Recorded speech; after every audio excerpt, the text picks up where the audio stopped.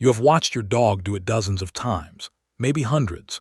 You sit down at the kitchen table, you pick up your fork, and within seconds they are there, sitting perfectly still, eyes locked onto you like nothing else in the universe exists, not moving, not making a sound, just watching. And every single time you probably laugh it off, maybe toss them a piece of chicken and think to yourself, oh, that's just my dog being greedy. But here is what no one has ever told you. What your dog is doing in that moment has almost nothing to do with food. And the second you finish watching this video, you will never look at your dog the same way again during a meal. Because what is actually happening inside your dog's brain when they sit and watch you eat in silence is one of the most complex, emotionally loaded, and neurologically rich behaviors in the entire canine repertoire. It reaches back over 15,000 years of evolution. It is wired into the deepest layers of their limbic system. And for some dogs, and this is the part that should genuinely stop you in your tracks, it is one of the clearest signals your dog will ever send you about how they truly see you, what role they believe you play in their life, and in some cases, whether something in their psychological world is quietly going wrong. Stay with me, because this goes much, much deeper than you think. To understand why your dog watches you eat, you first have to understand something fundamental about how the canine brain is built. Dogs are not simply domesticated wolves who learn to live in houses. They are a species that has spent somewhere between 15 and 40,000 years, depending on which evolutionary study you reference, co-evolving alongside human beings in a relationship unlike anything else in the animal kingdom. During that process, something extraordinary happened at the neurological level. The canine brain developed what researchers at the Family Dog Project in Budapest have called a hypersensitivity to human social cues. In plain terms, your dog's brain has been literally rewired through generations of selective pressure to monitor you, to read you, to track your behavior with a level of attentiveness that even our closest primate relatives cannot match. When chimpanzees are tested on their ability to follow human gaze or interpret human pointing gestures, they perform significantly worse than domestic dogs. Dogs, even puppies who have never been trained, understand human social communication at a level that is genuinely staggering to neuroscientists who study it. And all of that attentiveness, all of that deep neurological wiring to watch and interpret the human they are bonded to, it activates with extraordinary intensity around food. Here is why. In the ancestral canine world, food was not guaranteed. In the wild canid social structure, access to food was determined by social hierarchy, by proximity to the kill, and by the relationships between individual animals within the group. Food was not just nutrition. Food was information. It told you where you stood. It told you who trusted you. It told you whether you were safe. Now bring that ancient neurological framework into your kitchen. Your dog sits and watches you eat not merely because the smell of your food is activating their olfactory cortex, though it absolutely is, and we will get to that, but because, at a much deeper level, the act of you eating while they observe is a live social event that their brain is trying to decode in real time. They are not just smelling your chicken. They are reading the entire situation. They are watching your posture, your microexpressions, the speed at which you eat, whether you make eye contact with them, and dozens of other subtle behavioral cues, all of which their brain is processing simultaneously and comparing against everything they know about you. Let's talk about the olfactory component first, because it is genuinely one of the most underappreciated aspects of this behavior. Your dog's nose contains somewhere between 220 and 300 million olfactory receptors. Humans have around 6 million.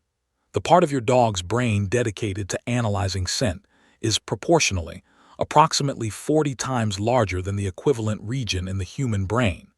But it goes even further than raw receptor count. Dogs possess a secondary olfactory system that humans do not functionally have, the vomeronasal organ, also called Jacobson's organ, located in the roof of the mouth and nasal cavity. This organ does not process ordinary scent the way the primary olfactory system does. Instead, it detects chemical signals, pheromones, and complex molecular compounds. that carry social and emotional information. When your dog sits across the table and watches you eat, their vomeronasal organ is actively sampling the molecular environment of the room, and what it is picking up is not just the smell of your pasta or your steak. It is picking up the chemical signatures of your emotional state, the cortisol in your stress sweat if you had a hard day, the shifts in your body chemistry that accompany relaxation, contentment, or anxiety. Your dog is not just watching your meal. They are chemically reading you at a level of detail that no human instrument can currently replicate. They know things about how you are feeling in that moment that you may not even be consciously aware of yourself. Now here is where it gets psychologically profound. Researchers studying canine social cognition have found that the act of watching a bonded human eat triggers a very specific pattern of neural activation in the dog's brain, particularly in regions associated with what scientists call affiliative behavior. Affiliative behaviors are social behaviors driven not by fear, not by dominance, not by simple hunger, but by the motivation to maintain closeness and connection with a valued social partner.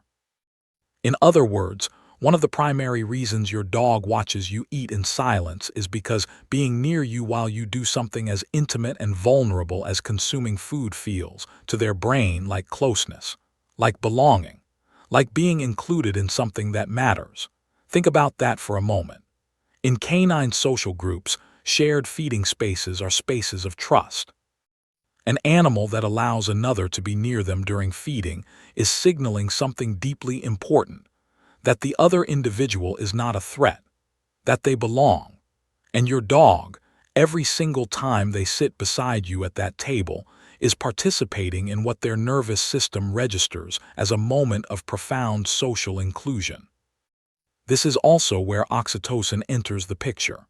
Oxytocin is a neuropeptide, sometimes called the bonding hormone, that is released during moments of social connection, physical touch, and mutual gaze between bonded individuals. Research conducted at Azabu University in Japan, led by Dr. Takefumi Kikusui, produced one of the most remarkable findings in the history of human-animal bond research. When dogs and their owners engage in mutual eye contact, both the human and the dog experience a measurable rise in oxytocin levels. Both species, simultaneously. The same neurochemical loop that bonds human mothers to their infants is activated between you and your dog simply through the act of looking at each other. Now consider what happens at the dinner table. Your dog is looking at you. You occasionally look back. In some households, eye contact is made, a small piece of food is offered, a soft word is spoken. That entire sequence is, from a neurochemical standpoint, a bonding ritual. Your dog is not manipulating you. They are not running a calculated strategy to extract food from a target. They are, in the most literal neurological sense, loving you. And their brain is using the moment of your meal to strengthen the bond they feel with you. And this is the part of this video that I need you to pay very careful attention to. Not all mealtime watching behavior comes from the same place. And learning to distinguish between them could genuinely be one of the most important things you do as a dog owner. There is a version of this behavior that is healthy, calm, relaxed. Your dog sits at a comfortable distance. Their body is loose. Their ears are in a neutral position. Their tail may wag slowly. They make soft eye contact. They are present with you, socially engaged, and their nervous system is in a regulated, calm state. This is affiliative watching. This is the bonding behavior we have been describing.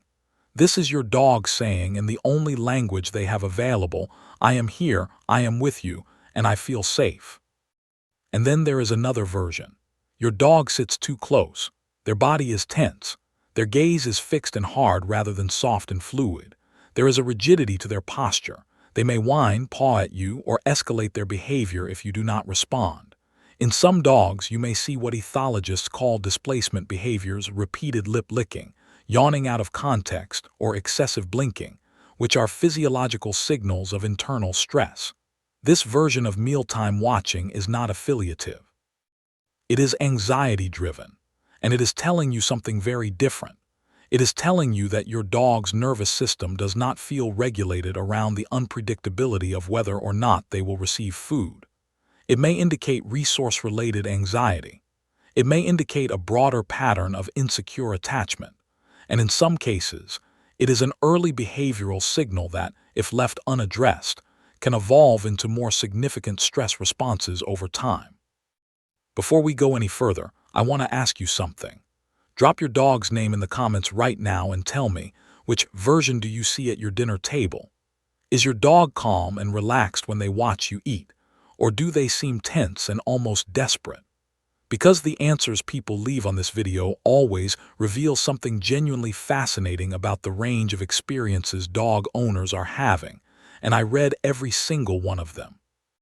Your dog's name and their behavior at mealtimes. Drop it below. Now let's talk about something that very few dog psychology channels ever address, and that is what your response to this behavior is actually communicating back to your dog. Because this is a two-way neurological conversation, and what you do matters enormously.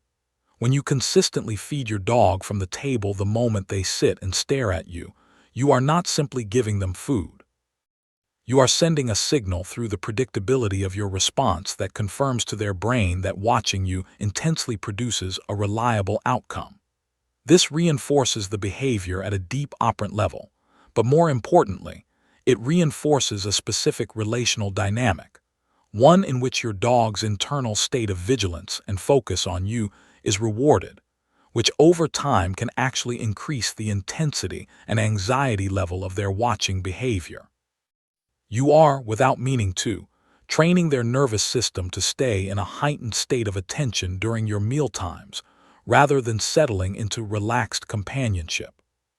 The healthier approach, and this is grounded in both behavioral science and what we understand about canine emotional regulation, is to acknowledge your dog's presence calmly before you sit down to eat.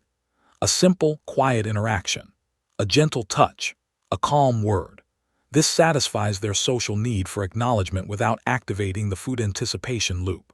Then, if you choose to give them a chew or a food-stuffed toy during your mealtime, give it before you begin eating, not as a response to their starving. This subtle timing shift moves the gift from being a response to their vigilance to being an unprompted act of provision on your part.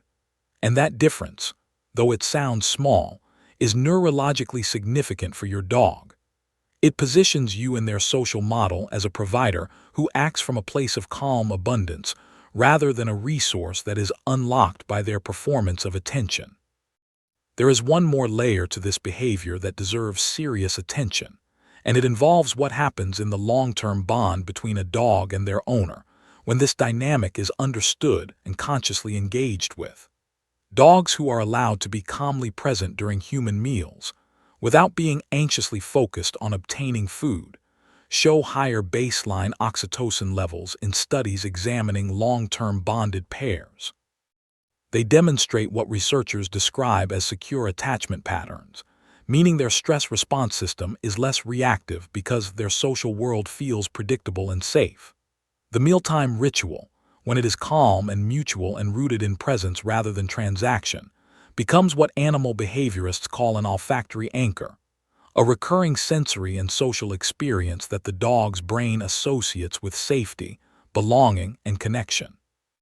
The smells of your food, the sounds of your kitchen, the visual cues of you sitting down to eat, all of these become embedded in your dog's emotional memory as signals of home, of family, of the life they are living with you. Your dog watching you eat in silence is not a simple behavior. It is a window into one of the most complex and deeply moving aspects of the human-canine relationship. It is evolution speaking. It is neuroscience made visible. It is your dog, in the only way they know how, telling you that you are the center of their social universe. The question was never really why do they watch. The question, now that you understand what is actually happening, is what do you want to say back? If this video changed the way you see your dog, even slightly, I want to know. Leave their name below. Tell me what you noticed at dinner tonight that you never noticed before. And if you want to keep going deeper into the hidden psychological world your dog lives in every single day, The next video is already waiting for you. Subscribe so you never miss what we uncover next. Because once you start seeing the language your dog has been speaking all along, you cannot stop, and you will never want to.